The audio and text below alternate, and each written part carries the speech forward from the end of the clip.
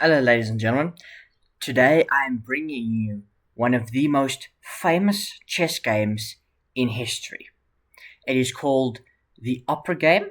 It was played by an American prodigy known as Paul Murphy,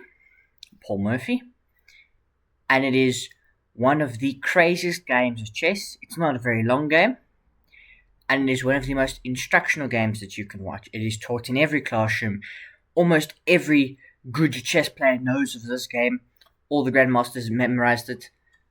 Let me show it to you. So, Paul Morphy was invited to play this game at an opera. That's why it's called the Opera Game, by Duke Karl of Brunswick and Count Eswald. They were French. This was played in Paris. Morphy traveled all the way to Paris to play a chess game and opera. So he started with e4. We had e5, knight to f3, and d6. This is known as the Philidor defense. Most games nowadays would go either knight to c6, and you would play into an Italian or into a Spanish, either knight to c6 or the Petrov if you're going to play e4, e5. This is what is played nowadays. d6 is not played at the highest level, but it's still played at most levels of chess, and it's still a very playable move. Here, because they haven't really taken the center, Morphy plays d4, and here we play bishop to g4, which the engine considers an inaccuracy, but it's not. It really isn't. It's not an inaccuracy, it's just not the best move because it allows takes. Now, if you take back with the pawn, we will trade queens, and then we can grab here on e5. So, we don't want to allow that, so we take the knight, we take back with the queen, and then we can recapture the pawn like this. But Morphy is always about attack, bishop to c4. Now, for those of you unaware, that is checkmate. If you do nothing, you threaten checkmate. So, we interpose with knight to f6, which the computer thinks is a mistake. It thinks you should play queen f6 to trade the queens and kind of nullify the attack, and you would get something like this. And this would be completely level. But Morphy finds the best move here.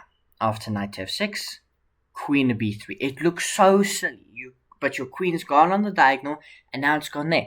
And you're threatening mate again. You're threatening check, king up, and then the queen in to checkmate. That's what you're doing. So bishop takes, the king moves up, and then the queen goes there to checkmate.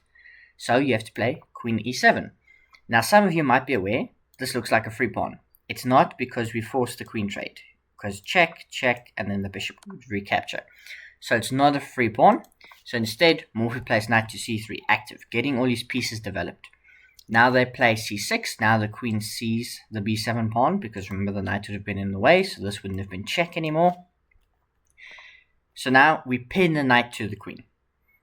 And here, the Duke and the Karl make a big mistake, b5. This is a genuine mistake, because Paul Morphy uncorks the first brilliant move of this game.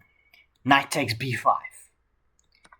Takes, and this is what you can do when your pieces are developed. You see he's got 3 pieces developed. This knight is pinned, so it can't really move, and this queen is blocking this bishop. So we block with the knight, and now, if you're well aware of your basic chess principles, you're like, okay, all my pieces developed, I need to castle. But you want to go and do what Morphy does and castle long, because your rook gets to the d file quicker, and it would just take one more move to get rooks on both of the center ranks. If you castle short, then you've still got to make another 2 moves. So, long castles is the best move. Now we bring the rook in to attack the knight. And Morphy here sacrifices the rook. You take back, but we can bring the other rook. That rook's now pinned. And here the Duke and the Count come up with a very creative move. They play queen up, which offers a queen exchange. And if you exchange queens here, all of your pressure is gone. You're still winning, but you're going to start losing pressure and losing attackers. So instead we take the rook, bishop takes, d7, and knight takes d7. A fatal mistake, because it allows the second brilliant move of this game. Queen b8. You recapture with the knight, and it allows rook d8. Checkmate. This is known as Morphy's mate, actually, after this game. This checkmate pattern has become known as Morphy's mate, and this is why this is one of the most sensational games. He sacrificed earlier after the b5, he sacrificed the knight. And this shows you why you develop your pieces and you get your king to safety, because it was a non-stop onslaught from Paul Morphy as he sacrificed everything, basically. And you look at this game, he's got a bishop and a rook left against a bishop, a rook, but also a queen and a knight, the two pieces he sacrificed, and he still wins the game. I hope you enjoyed this video. Tell me if you did.